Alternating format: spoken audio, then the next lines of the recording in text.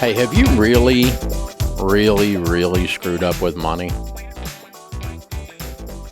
Have you ever bought something and woke up the next morning and looked in the mirror and thought, I'm looking at an idiot? I have. Have you ever bought something and you can't even remember what you paid for it because you so impulsed it? I have. Have you ever bought something and hid it from your spouse because you were such a chicken quack, quack, quack, quack, quack, quack, quack, quack, quack, that you couldn't? That was a bad chicken. Did you hear that chicken? That was a really bad chicken. You need to give me a sound effect, James Childs. Yeah, I'll cue that up next time. Yeah, just work on that. Because obviously I don't do chicken well.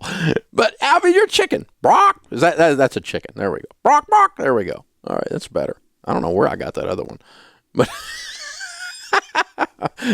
are you such a chicken that you don't tell your spouse because you're in such disconnect on money, what you did with money? Yeah, we've been there. Man, when we were losing everything, I couldn't hardly look my wife in the face because the poor woman thought she married Sir Galahad. Turns out it was Goober. It was awful. She was afraid, and I felt like an idiot. That is a bad chemistry right there. When someone's afraid, meets someone that feels like their self-esteem is plummeting, and that person meets someone that's afraid, this is combustible activity right here. This is why money problems are the number one cause of divorce in North America today. Money fights are the number one cause of divorce in North America today. If that's you, if you have lived without a budget, you have nothing saved for retirement, you've got a student loan that's been around so long you think it's a pet, MasterCard is your master, you have American Distress. If that's you, if you've got car payments that look just, they're sitting in the driveway looking at you, yelling, and they're saying, you're stupid. When you walk out to your car looks at you and says, you're stupid. You have a $600 car payment. You're stupid. If your car says that to you, you know what? You're normal in America. Normal. Drive down your street, count 10 houses. 1, 2. You can see them in your mind right now, can't you? Think about 10 of your houses in your neighborhood. 1, 2, 3, 4, 5, 6, 7, 8, 9. See them? 10. 7 of them are living paycheck to paycheck. They have no money. All the money comes in. All the money goes out. They are one job layoff from foreclosure and repossession. They are one major medical event or car wreck away from a huge, probably bankruptable financial crisis. But they look good. There's a bass boat in the driveway. 2 nice cars in front of a house that really shouldn't have all of this stuff in front of it. It's a decent house, but come on. I mean, sometimes you drive down through these neighborhoods and you're going, you people spend all your money on your cars. Obviously not on your house. You ever looked at that? This is normal. 7 out of 10 houses, not me, Dave. I live in a nice neighborhood. I know, in that neighborhood, it's 8 out of 10. Because they're all about big hat, no cattle. It's all about how it looks. Impress somebody at a stoplight you'll never meet. That's normal. Normal is all the money comes in, all the money goes out. Only the names are changed to protect the innocent. I retire with social insecurity because my entire life I've had too much month left at the end of the money because I don't have a plan and I can't control the person in my mirror. That's normal. I've been there. Let me just help you with this.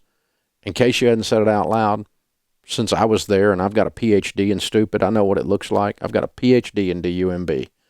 That's what qualifies me to do this show. I've done every possible thing wrong. But I quit.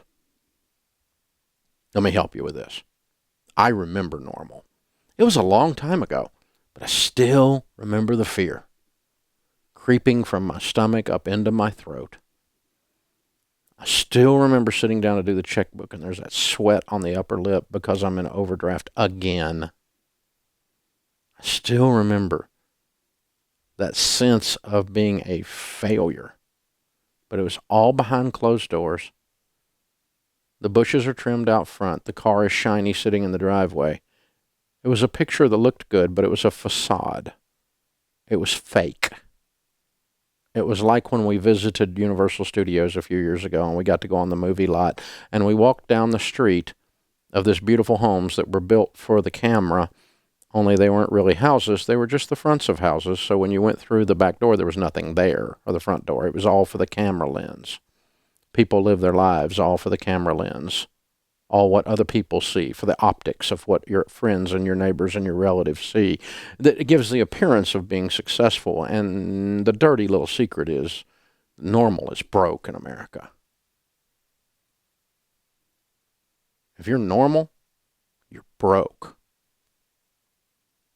You're making $80,000 a year household income and you're freaking broke. That's normal. Normal sucks. You don't want to be normal. So when you call this show and you're doing something smart and I say how weird you are, you're awesome, you're weird, that's one of the biggest compliments you can get because you don't want to be normal. You want to be weird. Normal's in a desperate situation. And the denial is so huge because there's this tremendous amount of financial, emotional, and spiritual, even relational energy being spent to create the optics, the look of success when there's not any real success. Because you're making a lot of money and you have nothing. Nothing. Your plan for retirement is hoping a government, which is well known for its ability to handle money, is going to take care of you.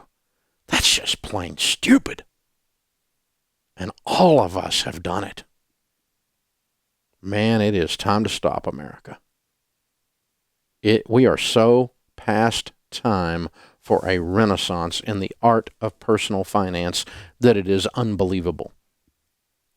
You're due. You're due to start winning. And you know, one of the biggest things that requires the biggest blocker, one of the biggest things you have to break through to start winning with money is you have to stop caring what other people think. You have to suddenly go, you know, Mom, I don't care if you don't like it that I'm not going on vacation.